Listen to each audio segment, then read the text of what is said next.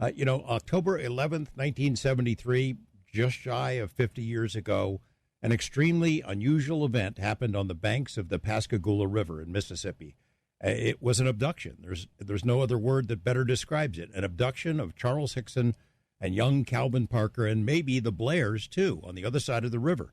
As we've learned tonight, this was a profoundly disturbing encounter, and it changed their lives forever in ways that were very often not good, not positive at all. And yet, as we've learned tonight in hearing Calvin's own words, he's not bitter or angry. He doesn't sound fearful. He isn't warning the rest of us about an alien invasion. He's fairly circumspect about the whole episode, kind of matter of fact even. It makes you wonder how you might react if this happened to you. Any of you out there that have had similar experiences and care to share your thoughts with us, with our very experienced guests, Philip Mantle and Dr. Irena Scott. We open up the phone lines for your calls, questions, and comments right after this in our final hour tonight of Coast to Coast AM. All right, we got some folks on the phones with questions, comments for Philip and Irena. Before we go to the phone lines, I want to hear one more time from Calvin Parker. There was some comments he made about this experience that he had under hypnosis. And I thought we should hear from him one more time as he described what happened to him. Something was coming toward us. You can make three figures out. It looked like they was just flying over the top of the grass. They effortlessly coming toward us. And what thoughts passed through your mind? To run like hell. But it was nowhere to go. What did you think that was? I didn't know. You just didn't know. I didn't know. So nothing went through your mind except for to run. Right. I noticed one came toward me and two went toward Charlie. And one got a hold of myself. And I never seen the other two or Charlie again until we got back. It was a tall, bulky thing, not tall, about the same size I was. Bulky, gray. I've never seen nothing like it before. It was gray, a gray-looking color. Didn't look like it had any head or neck at all. And I couldn't make out no facial features. It had long arms, like mittens for hands.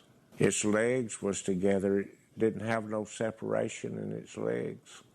It looked like it didn't have any legs, no neck, and just a rounded off head.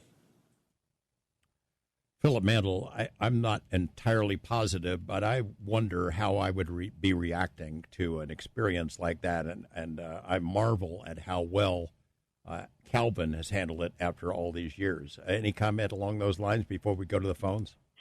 Yes, I mean, he has come to terms with it, but it did take him an awful long time, George. As you know, he wandered the country trying to escape it. It had a very adverse effect on him and his family life. And if you go back right to the night that it happened, I mean, Calvin was a tough guy, you know. He wouldn't cause any trouble, but it was the kind of guy you didn't want to upset, you know. A tough, honest, hard-working fella. And he was literally climbing the walls when they were in Jackson County Sheriff's Office, literally climbing the way. When he got back to Charlie's house, he took all his clothes off, put them in a bag, chucked them in the dumpster. He got in the shower and scrubbed himself with bleach. You know, that's the kind of effect it had on him. A couple of weeks later, he ended up in hospital. So he didn't deal with it that great at the time. And I'm not criticizing him for that because, the Alien Abduction Club, George, is one that nobody wants to join. Let's be honest. You know, It really is. But like most of us do with age, we tend to mellow and look at things in perspective. And I think that's thankfully that did happen to Calvin. And I'm grateful for the few years that I can count on him as a friend, known him as a friend, and get to know him. I'm glad that I've helped him with at least part of this journey. And but yes, a fantastic fella, George. Well, he writes the foreword to this, your book, Beyond Reasonable Doubt, and says, I wouldn't wish this on anyone. We'll go east of the Rockies to Jackson, Mississippi, Denver in Jackson. Good morning. Good morning. Thanks for this opportunity.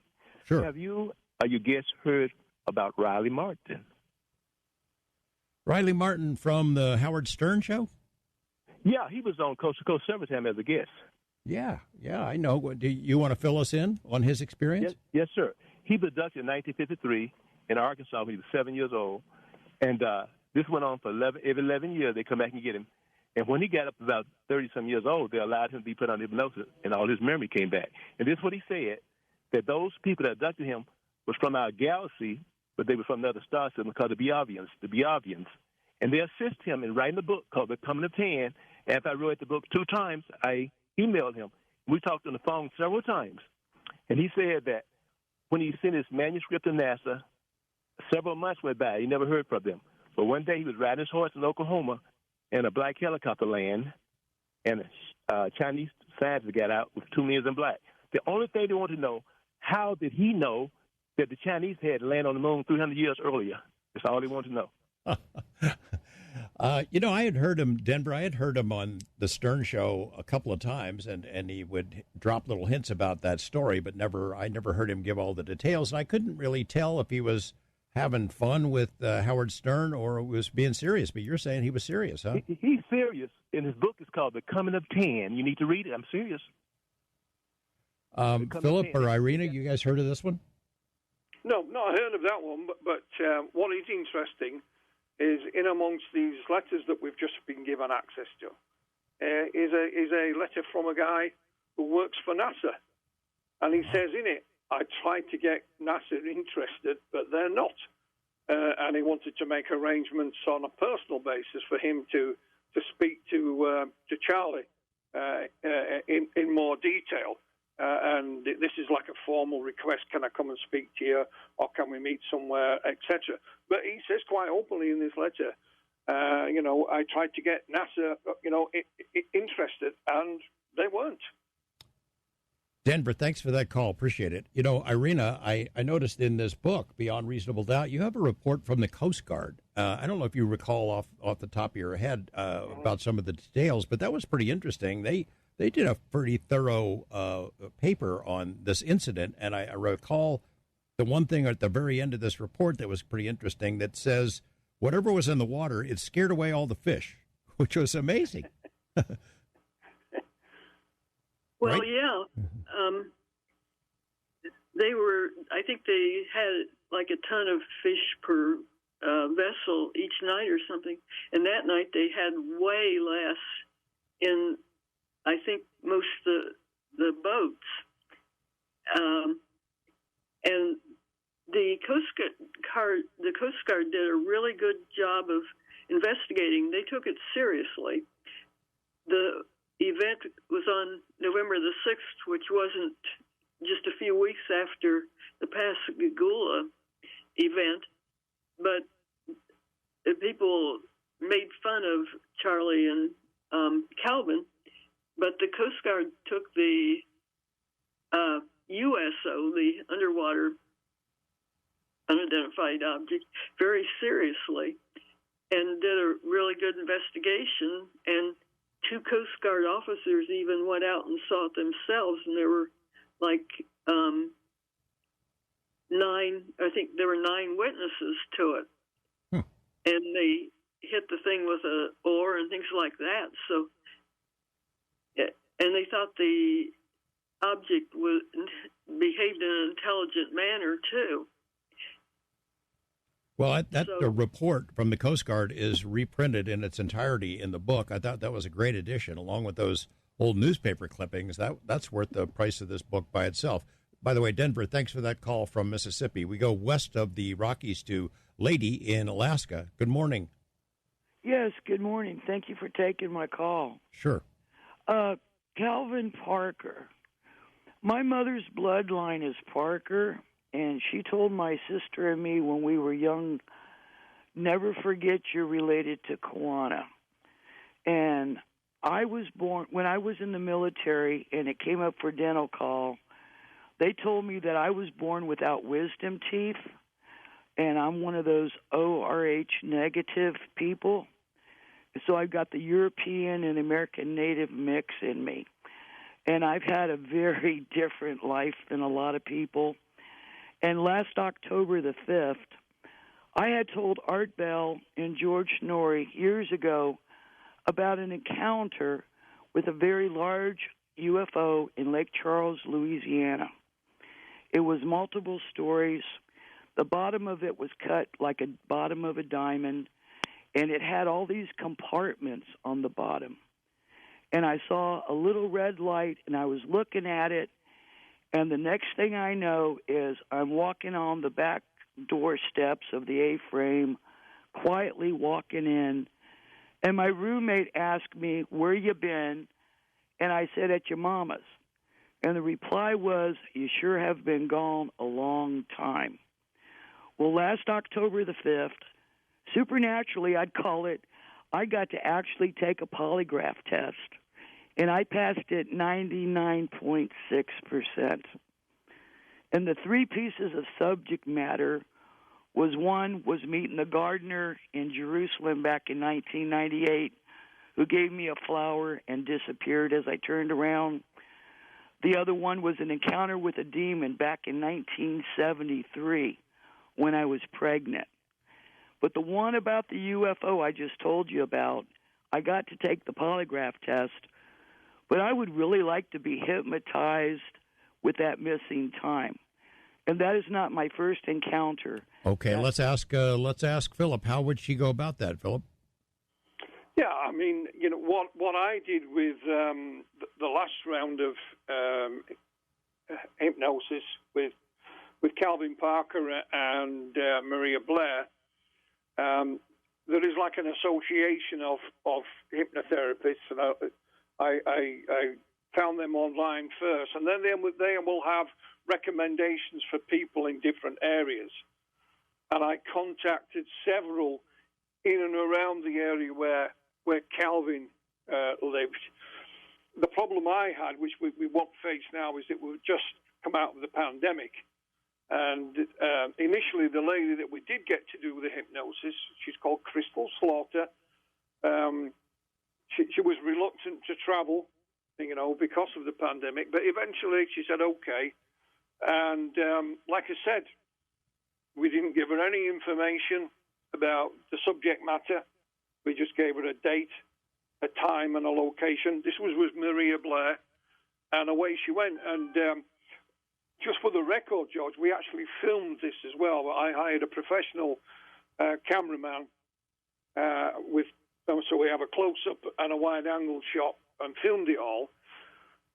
And I know I shouldn't laugh, so please excuse me, but when you see Maria start to talk about the UFOs and what have you, you see the look on the hypnotherapist's face, you know, because she had no idea what was coming, literally no idea at all.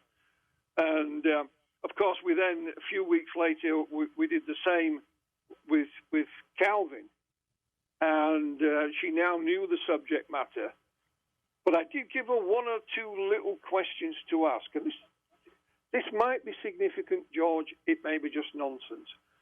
But I said to Crystal, when Calvin's under hypnosis, ask him, while he's standing on the pier with his rod in the water, daydreaming, whatever it is fishermen dream about when they're not catching any fish, just ask him to scour around and tell me what he can see. So she does. And Calvin says, well, there's a boat going out. There's the bridge over the river. And then just as a little throwaway thing, George, he says, oh, and there's two figures on the opposite side of the river. Oh, wow. Now, are those two figures the Blairs? Mr. and Mrs. Blair? I just asked the question in the book, and I'll leave it at that. Oh. So for this lady, just look online. You will find a hypnotherapist that suits you, and away you. I've been under hypnotherapy, not regressive hypnosis. I had problems sleeping, so I went to see a hypnotherapist, and I tell you now, it was the most comfortable feeling I've ever had, George. I was sat in a big leather chair. It was all electronic, so I could change all the different positions to suit me. And when I was under hypnosis, again, rather like Calvin said, I could not feel the chair underneath me. I felt as if I was floating in air. I really did. And that's what Calvin said about being on board this thing. And they put him on a glass table. He knew it was there, but he couldn't feel it, you know. So I would advise the lady just to look online, find one that's suitable for you, and relax. There's nothing to worry about. Well, that's good to know. I have trouble sleeping myself here. I might have to give that a try. Thanks for the call from Alaska there. We're going first-time caller Gilbert in Escondido, California. Hey, Gilbert, hope you've battened down the hatches.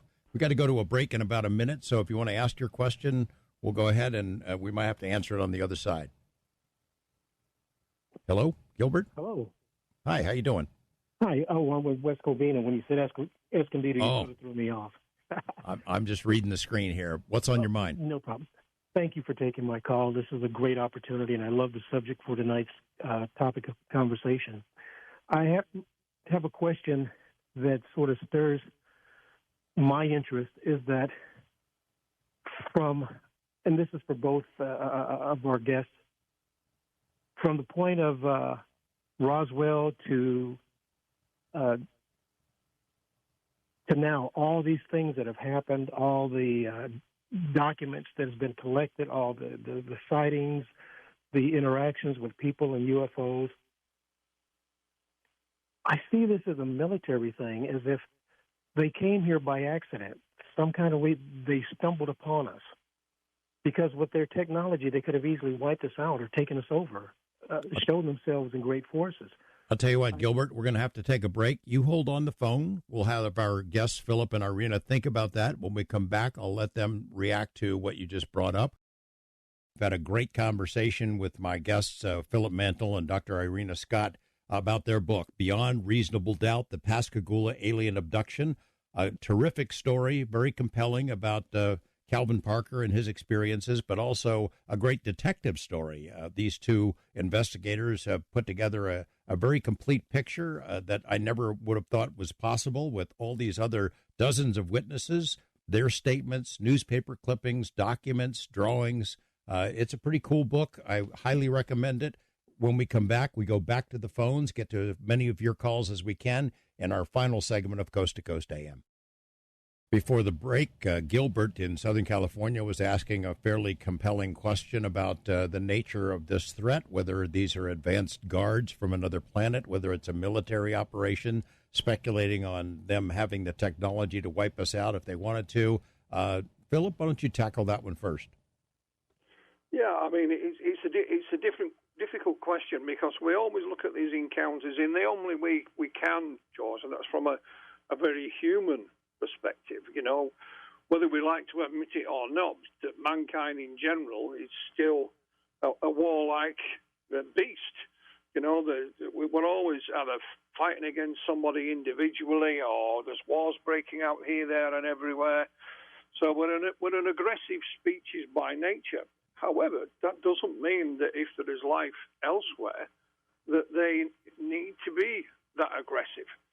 You know, who's to say that if we do make contact with someone else, that, you know, aggression and war and violence is not, and maybe has never been, part of their makeup, part of their genetics, unlike us here on this planet. But we just don't know, George. I mean, that's why some researchers have moved away, perhaps, from looking at the UFO phenomena as beings from another world, and they've gone down the route of, because let's face it, a lot of these, Roswell was mentioned, creatures at Roswell look pretty much human.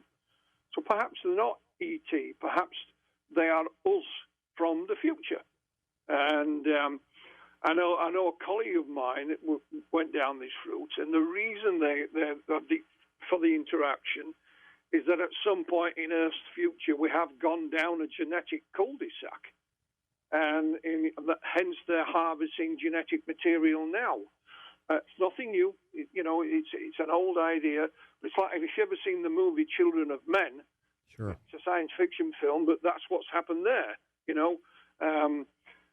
But who knows? Who knows? And, maybe in time we'll find out, but we'll just have to keep at it, I'm afraid.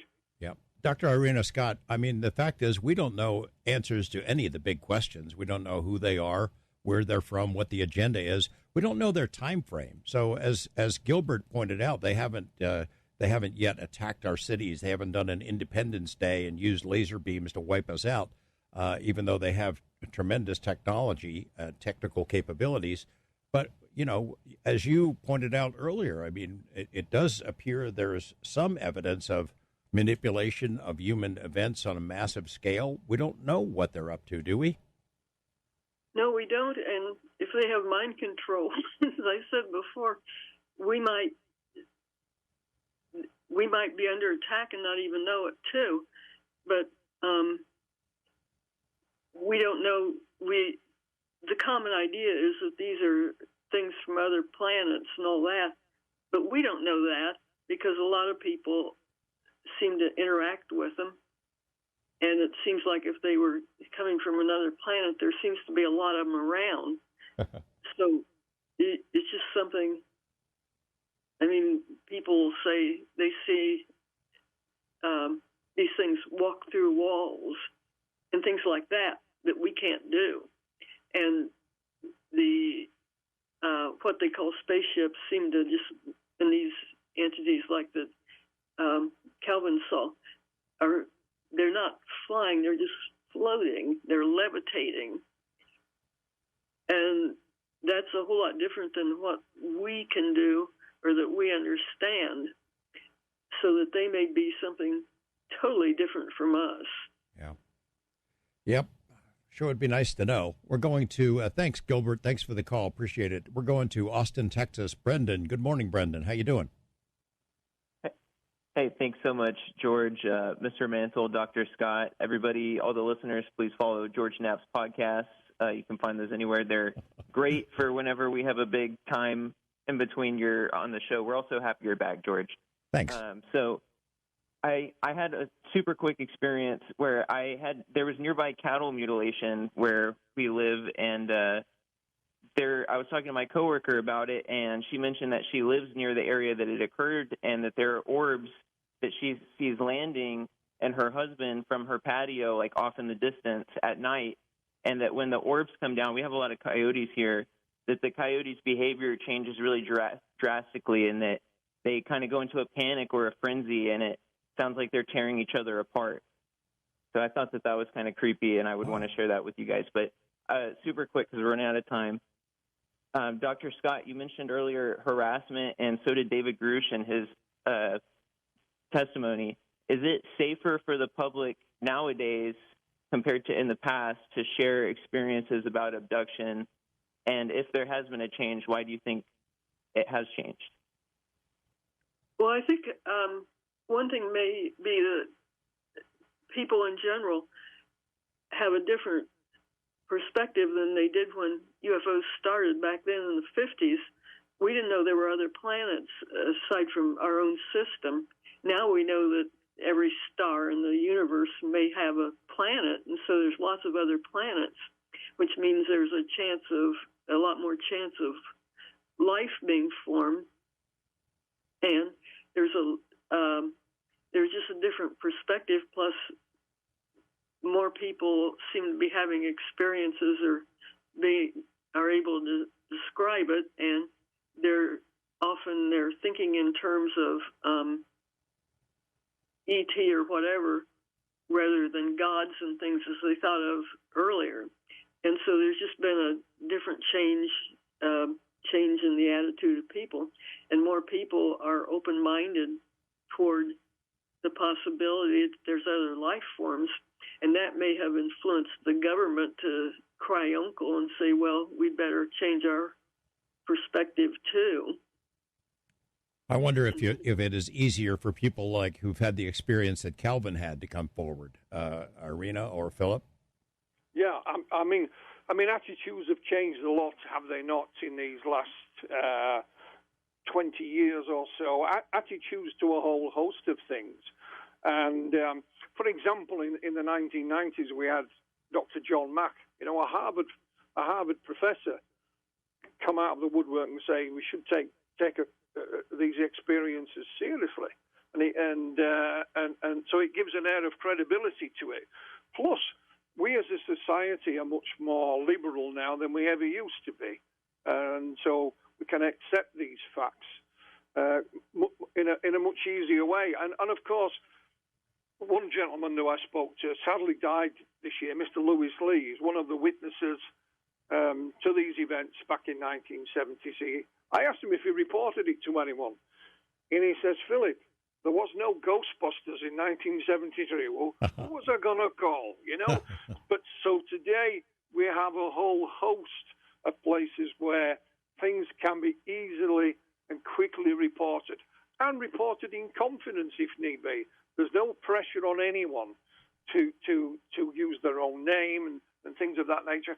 Most of the people in our book have done exactly that. They've used their own name. There's one or two who said, could you not? And we've obliged. So no problem with that.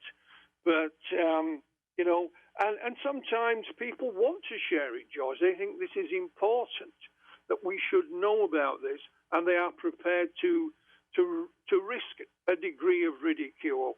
I mean, I worked for the biggest part of my life, I worked in a factory. I worked in manufacturing. And I've heard every little green man joke under the sun. I mean, two of my colleagues used to walk around with antennas sticking out the back of their heads. So you have that still comes with the territory, I'm afraid. But as for the government's, stance on things, the government don't need a hand when it comes to ridicule. Parts of the media, do that already. Oh, yeah. But it's not as bad as it used to be.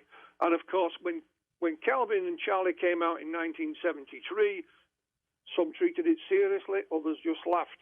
I have one of these letters that's just been accessed, and apologising to Calvin on behalf of the American people because they were laughed at on television, But when Calvin came out with his own story in full in 2018, quite the opposite happened, George. He was pretty much, treated with respect, and there wasn't the usual puns and sniggers. So times have certainly changed, and let's hope they continue to do so. Thanks. 2018 is when I met Calvin at the Nevada conference. You've included a picture of that in this book, which that might be the low point of this book, but thank you for doing that. We'll take one more call, I think, at least. On the wildcard line, we're going to British Columbia. Jim, good morning, Jim. Good morning, George. Good morning, Philip, Mantle, Dr. Irene. You asked, George, I've met the UFO people before face-to-face, and you asked what it's like, and it's like the most wonderful experience I've had in my life, bar none. The earlier part of the contact in my life was like nightmare things that would scare me. Several different things, but when I met the UFO people face-to-face, shook their hands, helped them out, it seemed as normal as meeting a tourist on the street, except after your brain gets carried into fifth-dimensional magic and you don't realize it. You cross the line when he reached it. He was in the car. He was in the front seat, and the lady was in the back seat. And they pulled up to me out in the parking lot in the grocery store, and he stuck his hand out towards me, and he said in a completely normal voice, "Hi, how are you?" And into my brain, just like I liken it to a softball of consciousness, it was just like he threw it into my mind, but I wasn't aware of it. And into my mind came, this is my friend that I know from the taxi, which is not how I think about people. But I just took it as my own thoughts, and I said, "Oh, I'm good. How are you?" And then his voice changed to 180 degrees, and he sounded like he had throat cancer. He sounded like he was talking out of his throat, and he had solid gold teeth, and he was a little tiny guy with a hat on. And he said, "We are not well this day. We need your help to get home." And I was stunned when he said that to me, because I thought, wow, this poor guy has the most expensive teeth on the planet, and he can't talk right. I instantly felt sorry for him. And the girl in the back seat, the woman in the back seat, she never said a word. I was with him for probably 20 minutes or so, and it's a long story, but it is a wonderful, wonderful, well, wonderful let me just ask you this, experience. Jim. The question, you said you helped them. How did you help them? What'd you do?